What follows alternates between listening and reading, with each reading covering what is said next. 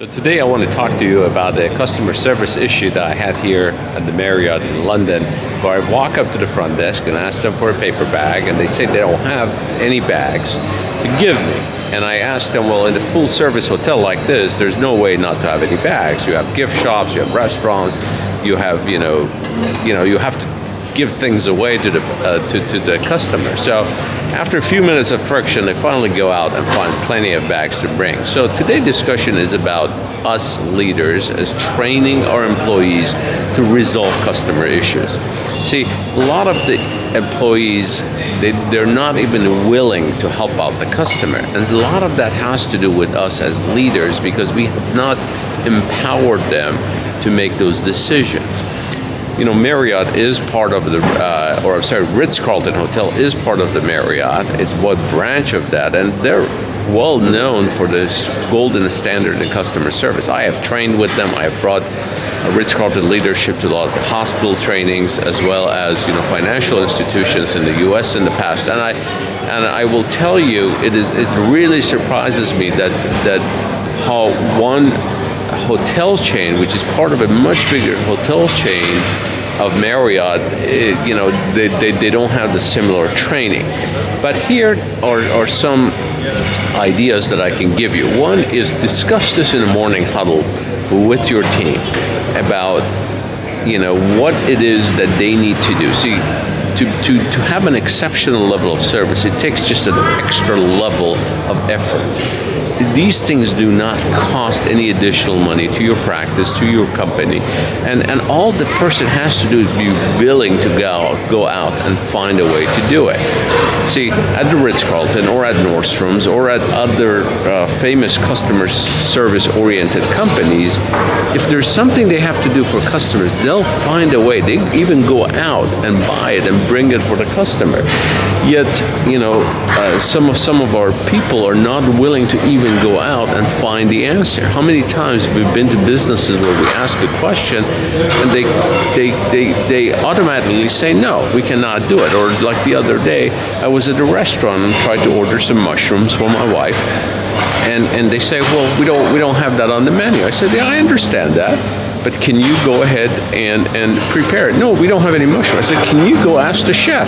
And then finally they went and get it done. See, we have to let our people know that never say no to a client. Always try to find a way to handle that. See, it's not about customer service, it's about customer experience. I may have the best service, but if I don't feel like I have the good experience from whatever I'm doing, the business interaction I'm having, I'm going to leave that premise thinking that their customer service is poor. So it's very important that we discuss this with our team, empower them. At the Ritz-Carlton leadership, what they're taught is that each employee has the ability to resolve customers' issues for up to $5,000 per employee per customer. And $5,000 may be too much money for your practice, but $50 could be a good amount. But you need to set that amount, what it is, an employee, based on different level or status in the company, they can go ahead and resolve these issues. At Ritz-Carlton, actually, everyone is at the same level, or they're authorized to resolve these issues no matter what level they're in. So this is an important subject that I think you need to talk about that with your team at the morning huddles.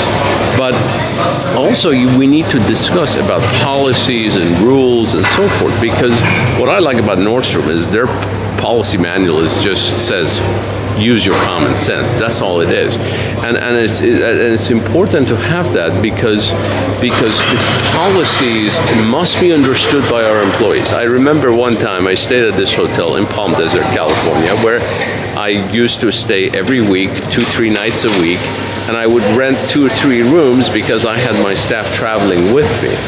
And I was, doing this for almost 2 or 3 years. One time, one event, I went up to the front desk and told them, hey, I'm going to bring my staff and their family here for training within 3 weeks from now. So what I'm going to do is pay the full amount as a business check to you. And the guy says, sir, we do not take checks. I said, well, I understand that, but do you understand the policy behind that? He says, well, we just do not accept checks. Well, so I told him, let me explain this to you. You do not accept checks from a traveler that comes in, checks out the hotel, and departs because you don't want the check to bounce. But if somebody is paying you in full amount 3 weeks from now, which you can cash the check today, and it's from someone that you know the business and we've been doing business with you a long time, do you think that's a good policy to have?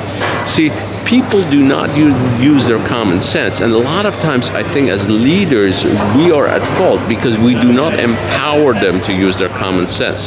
We give them this set of books of rules and regulations, and we ask them, hey, this is our rules and regulations, and nobody really takes the time to explain to them what the policy is. So take the time, do these at your meetings, either in the morning huddles and so forth, discuss these issues with your staff, and as leaders, try to empower them to make these decisions on your behalf and resolve these issues, okay? Anything else I can do for you, please contact me, drallenci@gmail.com. Be happy to answer any questions that you may have. Thank you very much.